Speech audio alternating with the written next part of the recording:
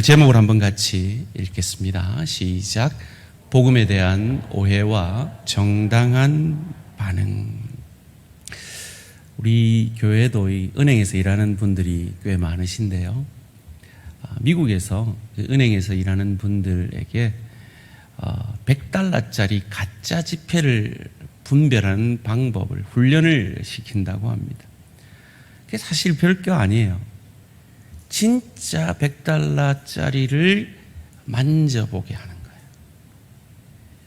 저희 교회는 지금 새생명 축제를 앞두고 있고 또 일꾼을 세우는 참 중요한 일을 앞두고 있습니다. 이럴 때일수록 우리가 참 복음 앞에 참 복음이 무엇이고 그리고 복음 앞에 우리가 어떤 반응을 보여야 하는지 돌아보는 것이 필요할 듯하여서 오늘 요한복음 3장 16절로 함께 말씀을 나누기를 원합니다.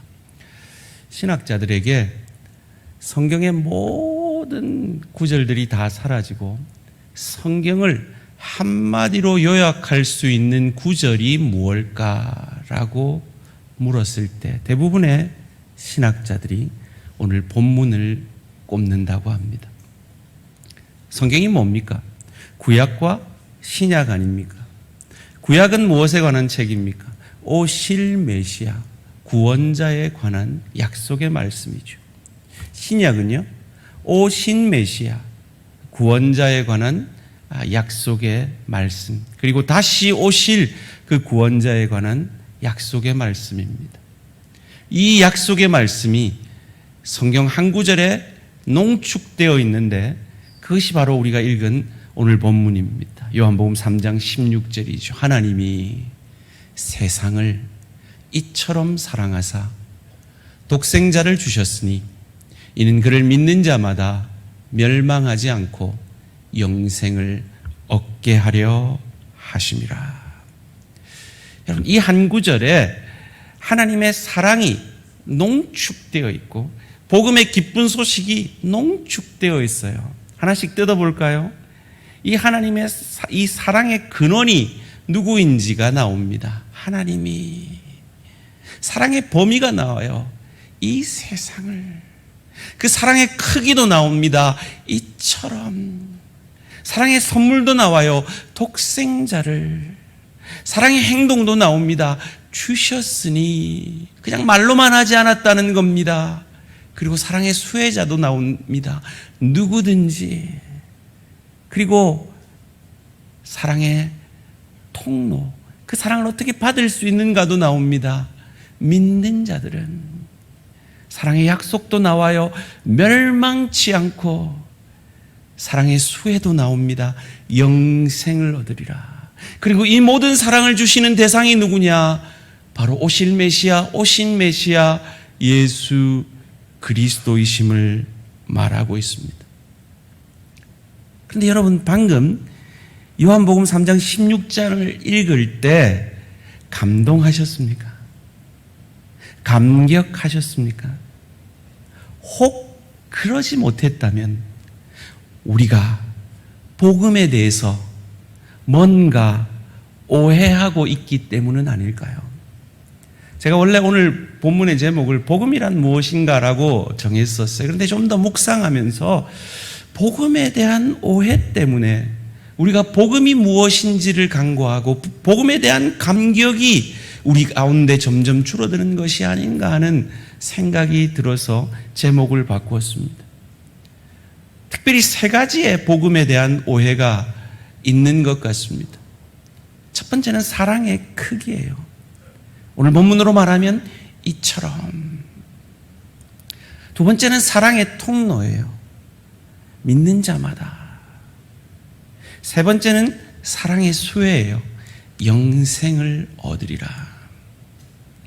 이 세 가지, 이 세 관점에서 많은 성도들이 오해함으로 복음에 대한 감격이 부족하지 않나 하는 생각을 해봅니다. 하나씩 살펴보기를 원합니다. 첫째로, 첫 번째 복음에 대한 오해는 사랑의 크기에 대한 오해입니다. 이처럼. 여러분, 이처럼 할 때 어떤 느낌을 가지고 이처럼이라고 말씀하셨습니까?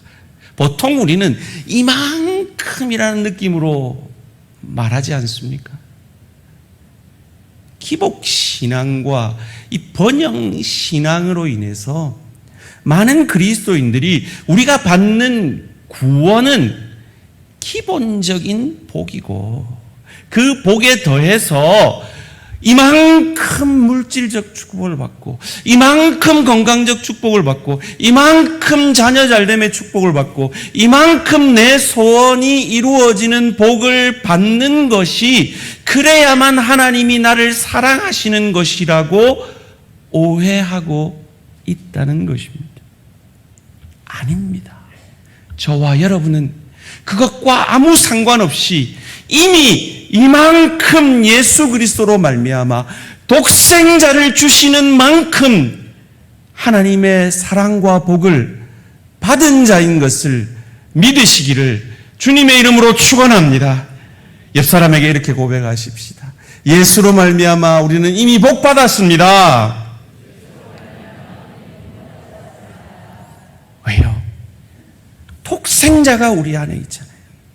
독생자를 우리를 위해 주셨잖아요. 제가 아주 오래전에 제가 어릴 때 저희 아버지에게서 들은 설교 예화인데요. 책을 읽다 보면 그 예화가 다른 목사님들의 책에서도 자주 나와요. 저는 아버지가 지어낸 얘기라고 생각했는데 그렇게 많이 언급되는 걸 보면 누군가 진짜 이런 일이 있었던 것 같아요. 두 목사님이 너무 친한 목사님이 계셨어요.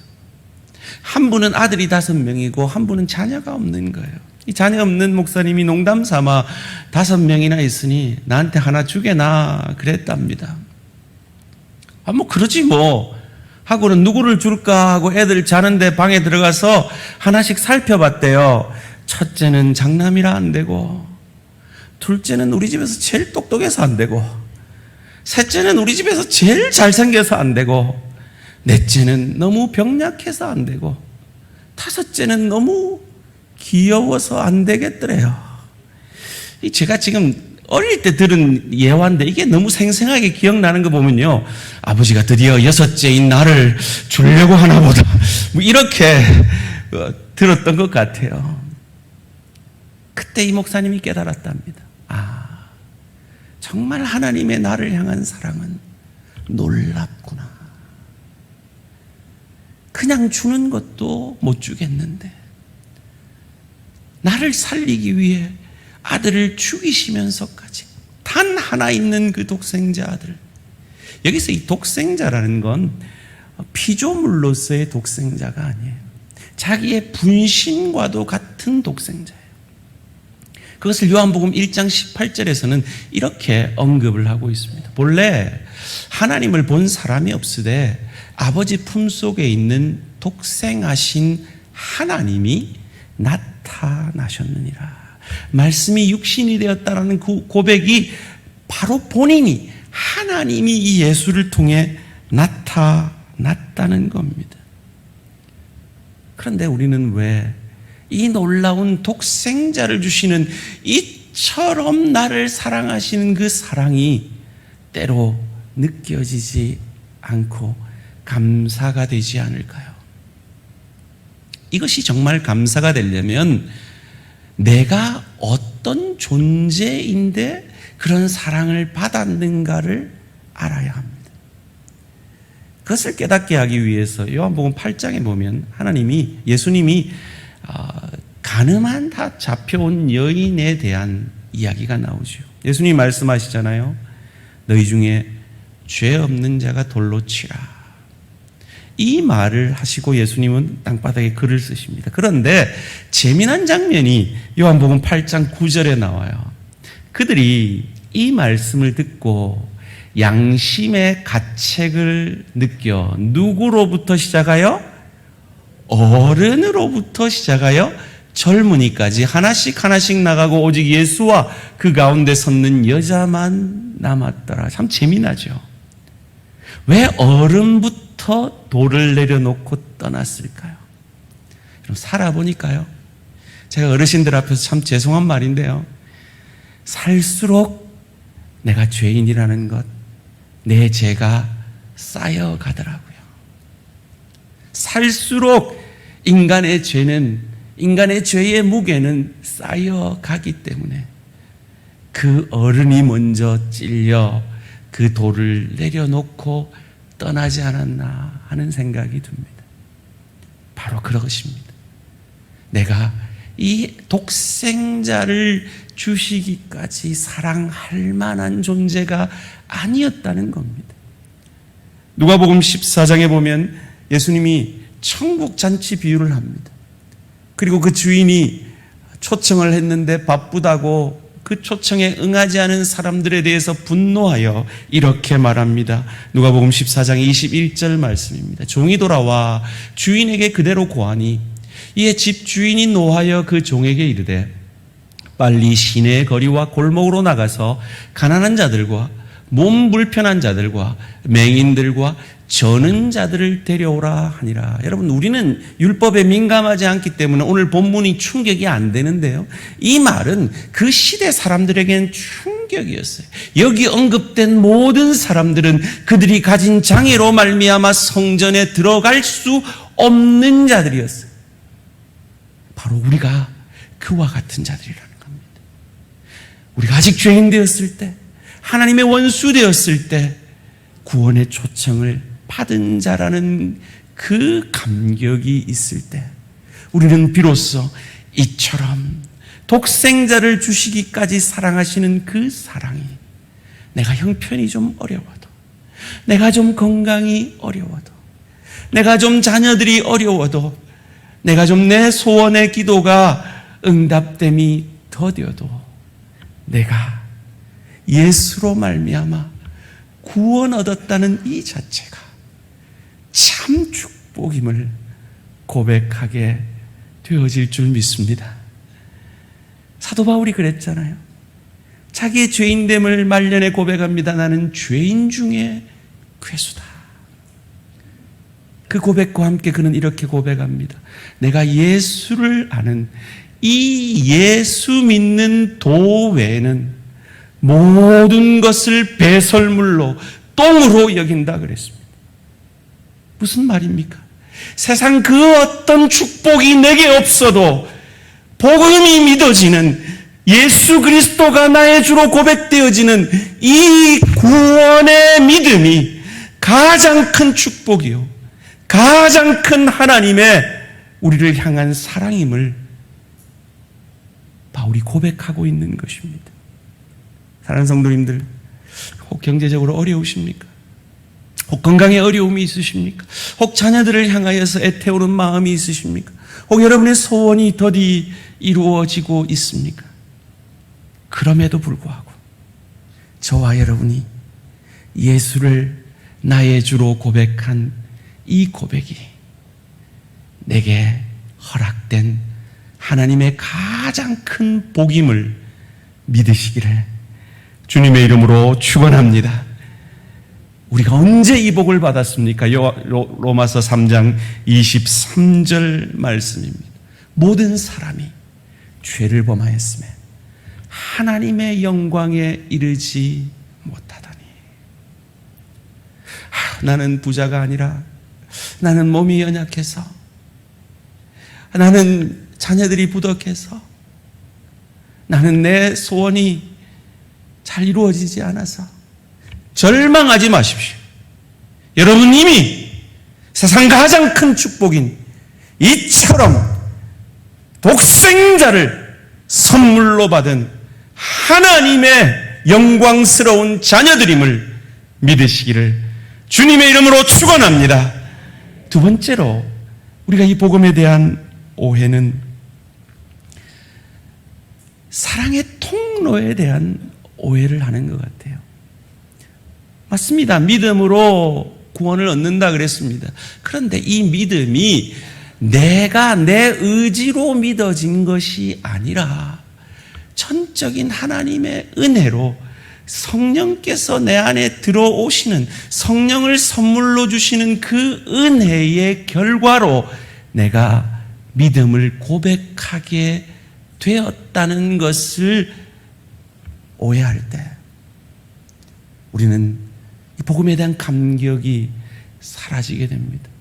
내가 믿었으니까 이 복은 기본적으로 당연히 내 것이고 이제 내가 더 잘 믿을 테니까 더 큰 복 주세요 라고 생각하는 것입니다. 아닙니다. 고린도 12장 3절이 우리에게 그걸 가르쳐 줍니다. 그러므로 내가 너희에게 알리노니 하나님의 영으로 말하는 자는 누구든지 예수를 저주할 자라 하지 아니하고 또 성령으로 아니하고는 누구든지 예수를 주시라 할 수 없느니라. 성령이 우리에게 선물로 주어졌기에 우리가 예수를 저주할 자라, 자기 죄 때문에 죽은 자라 아니하고 내 죄 때문에 죽은 나의 주 나의 하나님으로 고백게 되어진 것입니다. 그런데 여러분, 우리가 하나님의 사랑을 너무 얕잡아 보는 것 같아요.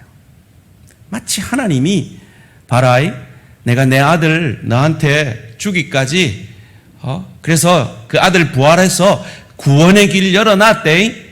이제 너가 알아서 믿고 내가 이만큼 너희 사랑했으니까 너희도 내 알아서 사랑해래 라고 우리에게 다 떠넘겨 놓으신 하나님이 아니란 말이에요. 아들을 주셨어요.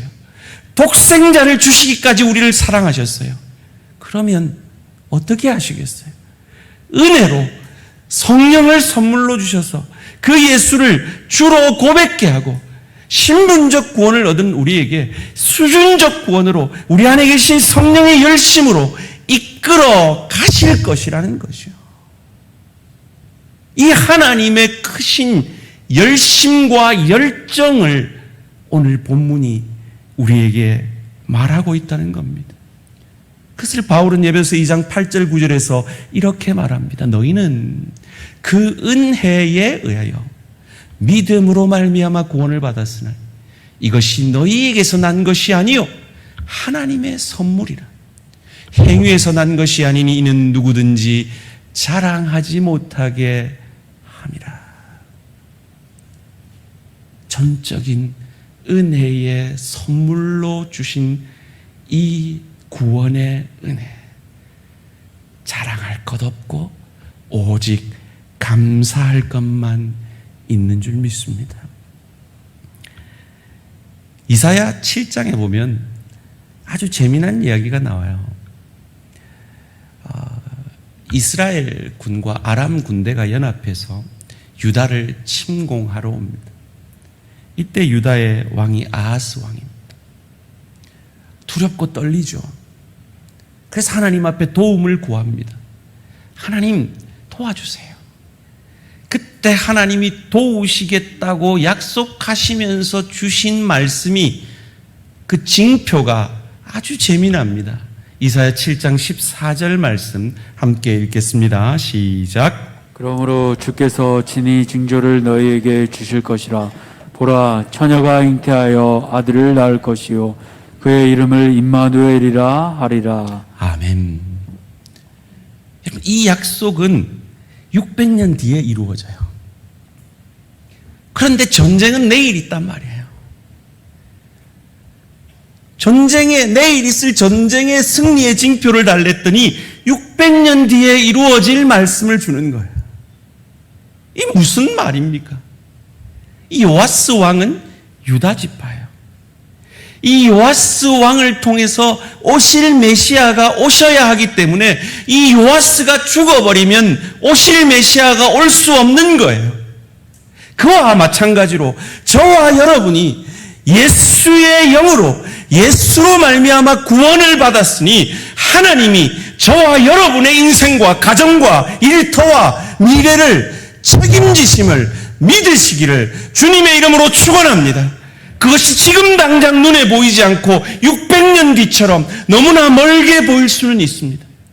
그러나 넓고 깊고 크게 일하시는 하나님이 반드시 우리의 인생을, 우리의 구원을 책임져 주신다는 겁니다. 여러분, 그럴 때 있지 않아요? 내가 정말 구원받았나? 내가 이 모양 이 꼴로 정말 천국에서 눈 뜰 수 있을까? 이런 의문이 들 때가 있지 않아요? 양심이 있다면 그런 생각이 들잖아요.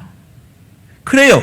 내가 믿어서 구원을 받았다면 그 믿음이 내가 약해지고 그 믿음에서 내가 넘어지면 그 구원이 불확실하죠.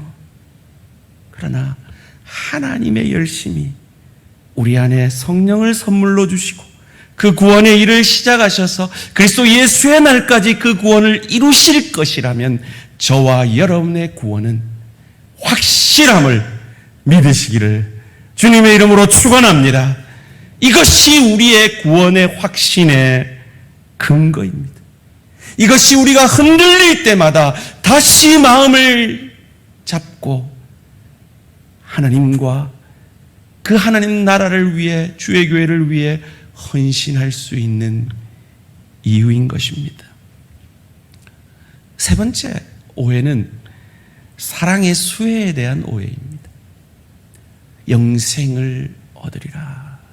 많은 사람들이 이 영생을 얻으리라 하는 말씀을 무슨 천국 들어가는 티켓을 얻은 정도로만 생각하는 것 같아요. 아닙니다. 영생은 그런 수준이 아닙니다.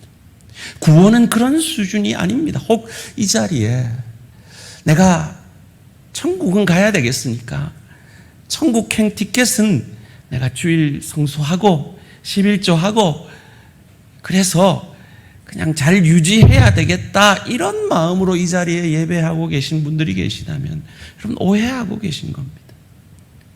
하나님이 우리를 향한 그 구원은 그런 수준이 아닙니다.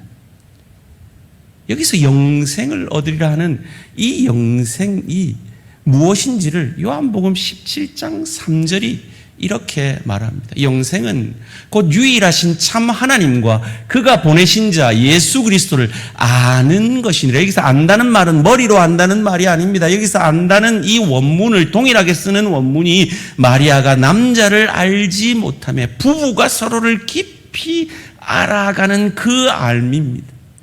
다시 한번 앞에 영상을 보여주시고요. 그런 의미에서 믿어서 천국 간다 하는 그 정도가 다가 아닌 참 믿음은 하나님과의 깊은 교제를 통해 그분으로부터 힘을 얻고 능력을 얻고 위로를 얻고 치유함을 받고 하나님의 복을 받아 그 복이 내 안에 넘쳐 흘러 또 다른 사랑으로 다른 사람에게 가정으로 일터로 주의 교회로 흘러가야 한다는 것을 오해하고 그냥 내만 신앙생활 잘하면 되지, 내만 주일 성수하고 11조하고 해서 천국 가면 되지라는 그런 수준에서 예배만 땡 하고 빠이빠이 하나님 하고 세상으로 나아가서 세상에서 마음껏 살다가 또 찔리는 마음으로 내 예배 드렸어요, 좀 봐주세요, 내 11조 했어요, 이제 좀 내 천국 가겠죠, 이런 수준으로 신앙생활하고 있는 사람들이 얼마나 이 땅에 많은지 모릅니다. 아닙니다. 구원은 그 정도가 아닙니다. 예수님으로부터 오는 그 예수와의 깊은 교제를 통해, 여러분 그런 말이 있잖아요. 부창부수라고. 부부는 닮는다고. 왜요? 부부가 서로 교제하기 때문에. 우리가 예수와의 깊은 교제를 통해 예수를 깊이 닮아가게 되어지는 그것을 성경은 성령 충만함으로 세월을 아껴 피차 복종하는 사랑의 통로, 복의 통로가 되어지는 데까지 자라게 하는 성령 충만의 축복이라고 우리에게 가르쳐 주는 것입니다. 그것이 영생입니다. 그래서 요한복음 3장 16절은 반드시 요한 1서 3장 16절로 연결되어지는 것입니다. 요한복음 다음에 쓰여진 게 요한 1서거든요. 요한 1서 3장 16절 함께 읽습니다. 시작. 그가 우리를 위하여 목숨을 버리셨으니 우리가 이로써 사랑을 알고 우리도 형제들을 위하여 목숨을 버리는 것이 마땅하니라. 마땅하니라. 이것이 저희가 힘들지만 어렵지만 이 가을에 또다시 새생명 축제를 하는 이유입니다. 이것이 참으로 힘든 직분이지만 우리가 장로를 세우고 권사를 세우고 장립집사를 세워가는 이유입니다.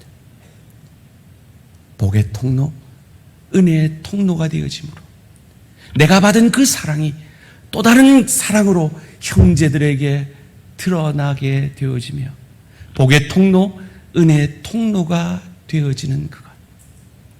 하나님은 거기까지 우리의 구원을 복음으로 말미암아 플랜하셨고 계획하셨고 이루어 가실 것입니다. 이 하나님의 열심 앞에 순종함으로 이 새생명 축제에 남일이라 여기지 아니하고 나를 통해 또 한 영혼이 구원받게 되고 이 직분자 선출 가운데 하나님께서 그렇게 복의 통로로 사용할 일꾼이 세워지는 우리 대한교회 되어지기를 주님의 이름으로 축원합니다.